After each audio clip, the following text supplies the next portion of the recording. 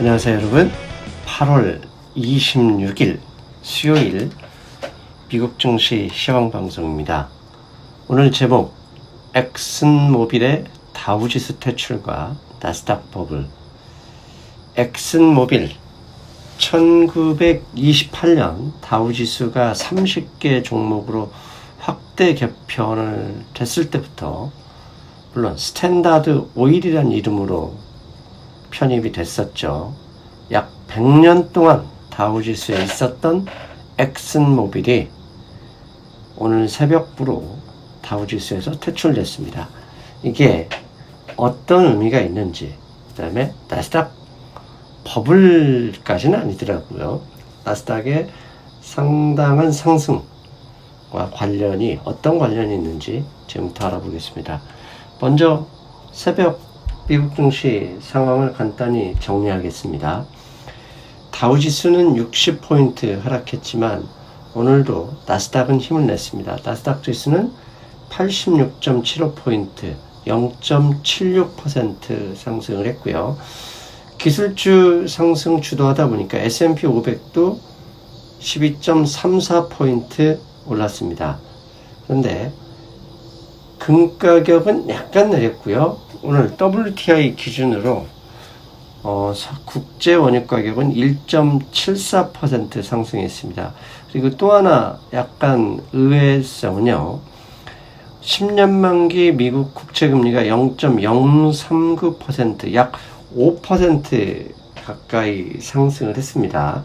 이것은 내일과 모레 이틀 이어질 잭슨홀 컨퍼런스에서 혹시라도 파월 의장이 인플레이션 아니면 채권금리, 채권 수익률 관리 이런 부분에 대해서 언지를 안 할 수도 있다. 이런 우려가 섞여 있는 것 같습니다.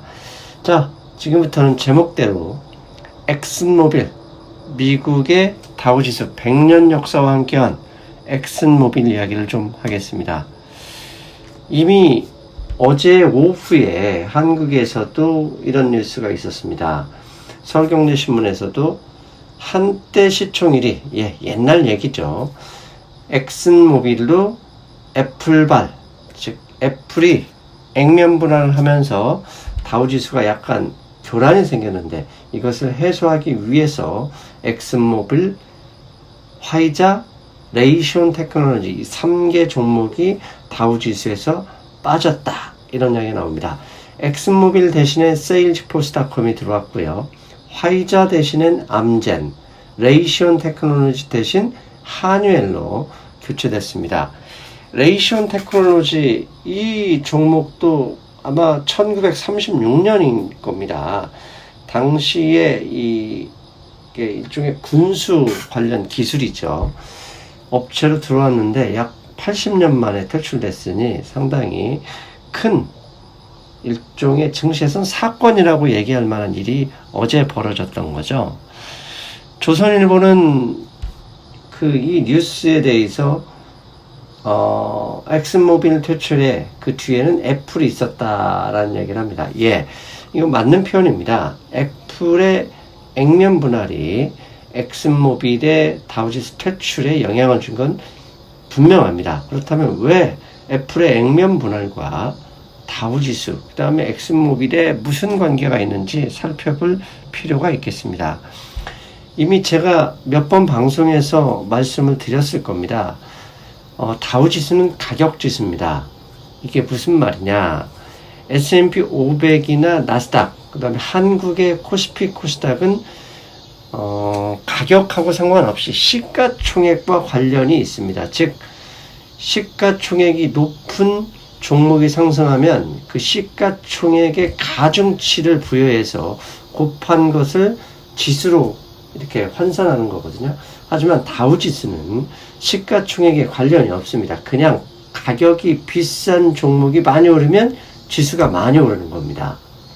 그런데 애플이요, 8월 31일부로 4대1 액면 분할을 하지 않습니까? 그러면 쉽게 계산하기 위해서 현재 주가가 $500 가까이 되는데 액면 분할을 하면 약 $130로 이게 변경 상장이 되죠.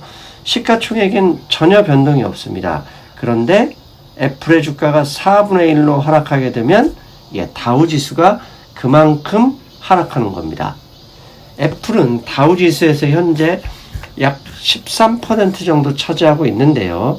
만약에 액면분할 상장하게 되면, 그러니까 다우지수에서 애플이 가격 1등이잖아요. 근데 액면분할하게 되면 약 17위 정도가 돼서 지수가 시가총액의 변동도 없이 다우지수가 훅 빠져버려요. 가격에, 지수의 왜곡 현상이 벌어지게 됩니다.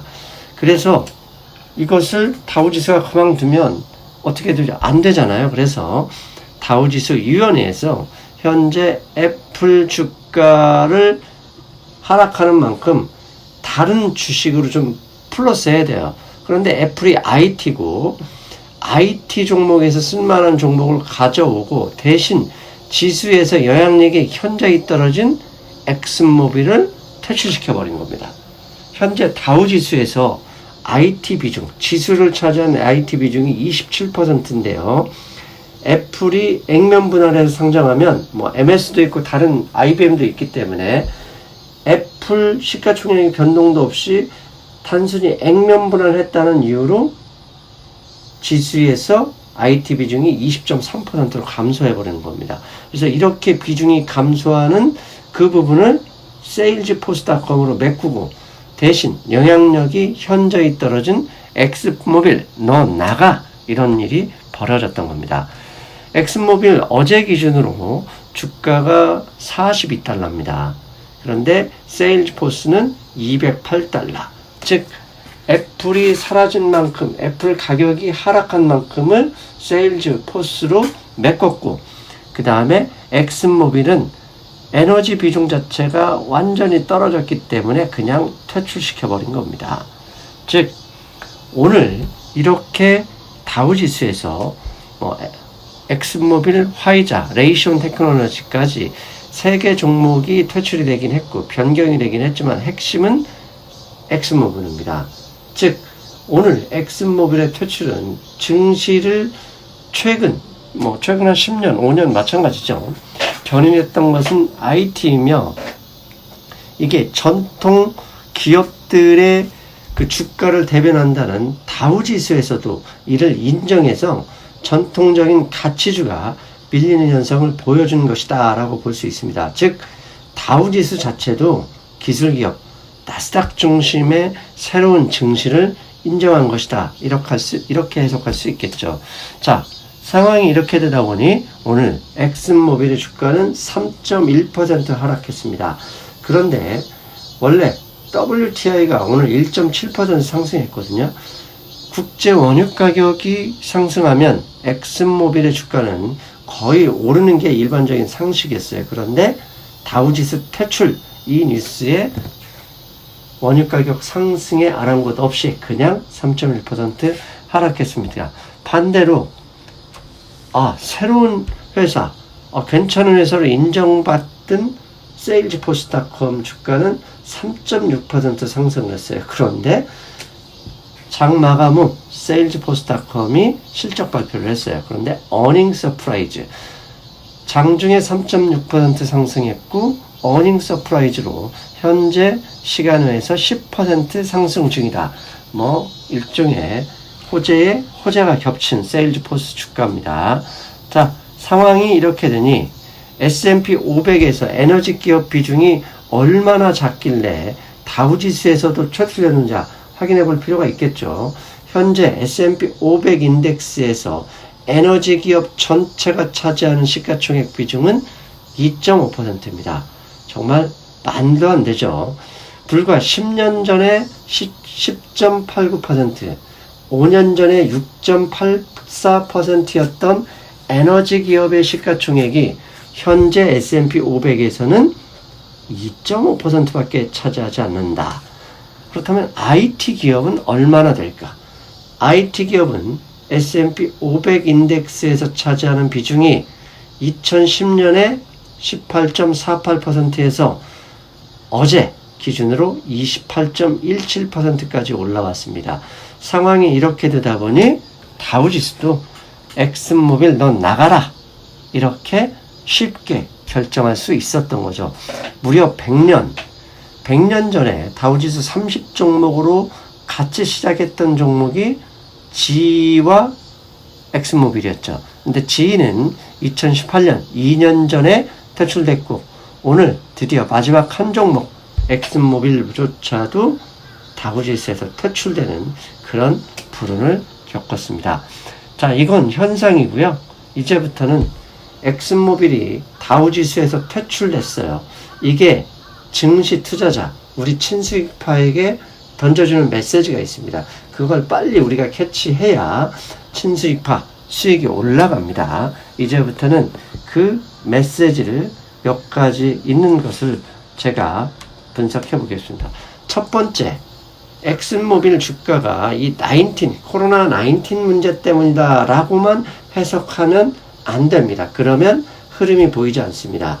지금 엑슨모빌 주가를 보면 2015년 100달러였어요. 당시 시가총액이 5천억 달러였고요. 현재 주가 잠깐만요. 앞에 몇 달러였죠? 오늘 종가가 40.88달러입니다. 40.88달러. 시가총액이 1,800억 달러.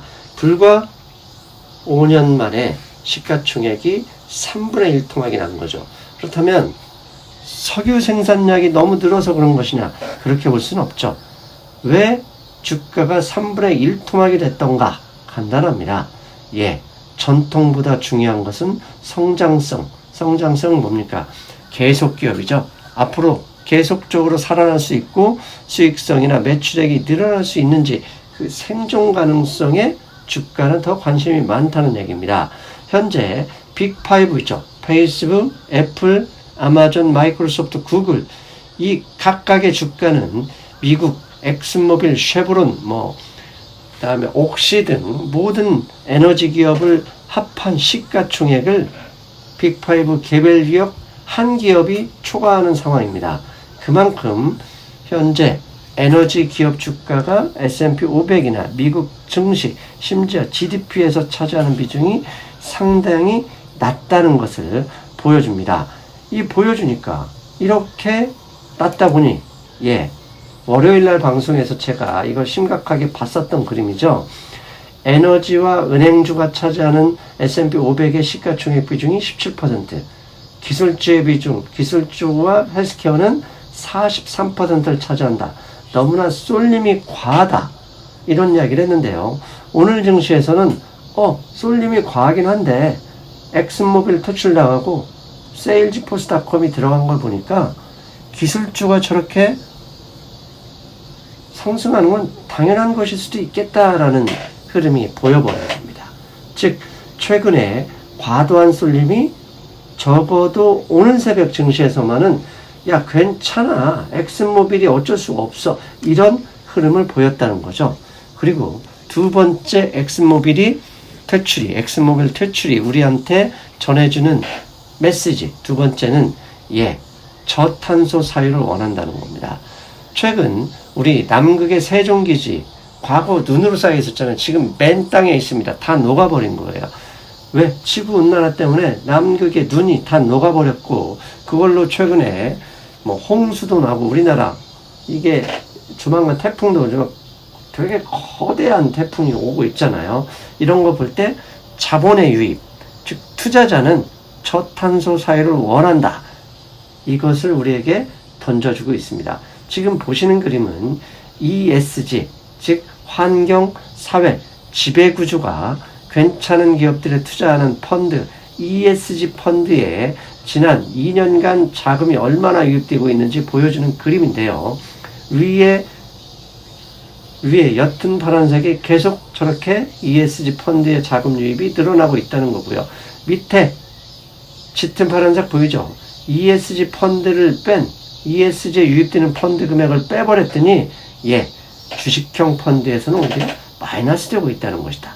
그러면 이것의 의미는 환경, 사회, 지배구조에 대해서 여러분이 관심을 계속 가져야 되고 특히 최근에 문제가 되고 있는 것, 지구온난화, 당연히 저탄소 기업들, 수소, 전기차 이런 데에 대한 관심은 지속할 수밖에 없겠다라는 메시지를 던져주고 있습니다. 특히 지금 보시는 그림은 ICLN입니다. 즉 수소에너지, 클린 에너지에 투자하는 ETF인데요. ICLN 오늘도 2.2% 상승을 했고요. 지난 3월 23일 19 사태 저점 이후에 꾸준하게 올라가고 있습니다. 최근에 니콜라, 현대수소차, 한국에서도 수소 관련주, 퓨어셀, 일진다이아 등등 이런 주식들이 강세를 보이고 있죠. 그게 한국만의 흐름이 아니다. 왜? 미국의 흐름이다. 아니, 전 세계의 흐름이다. 이렇게 말씀드릴 수 있겠습니다.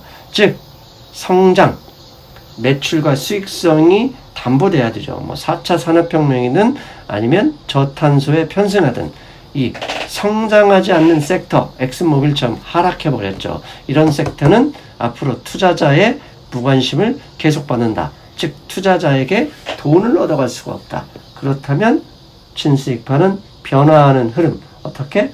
제조업과 서비스, 플랫폼 플러스 환경, ESG에 맞는 기업들의 그런 기업에 편승하는 그런 종목을 찾아야 한다라는 메시지를 던져줬다.